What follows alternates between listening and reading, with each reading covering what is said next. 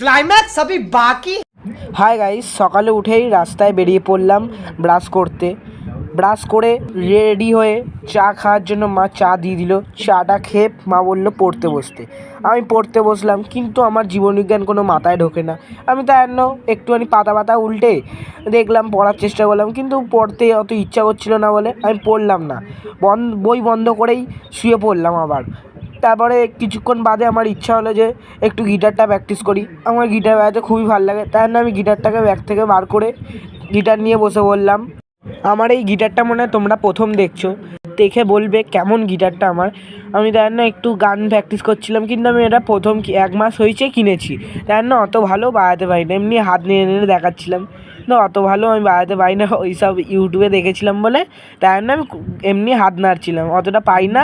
আস্তে আস্তে আমি শিখছি, তাই জন্য আমার হাসি বেরিয়ে গেছে পাই না বলে। টিফিন করতে এলাম আমাদের ধাবাতে, মাংস রুটি খাওয়ার সময় মাংসটা কি করেছিল দাদাটা, হেভি সুন্দর করেছিল। মাংস রুটিটা খেয়ে জুস নিয়ে নিলাম দিদার থেকে, দিদার কাছে প্রচুর রিকোয়েস্ট করে জুসটা খেলাম।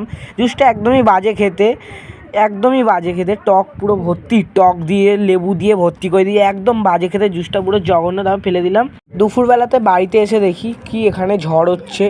আমি দেখে তো তাই ভাবছি এত ঝড় হচ্ছে এখানে, কিন্তু ফোনে বোঝা যাচ্ছিলো না। তারপর কুকুরগুলো ঘুরছিলো, মা আবার কুকুরগুলোকেও খেতে দিয়ে দিয়েছিলো। ওই ভিডিওটা করতে পারিনি, ভুলে গেছিলাম করতে। আর আমাদের এখানে একটা ল্যাম্বরগিনি ছিল দাঁড়িয়ে, ওটা তোমরা প্রথমেই দেখে নিয়েছো।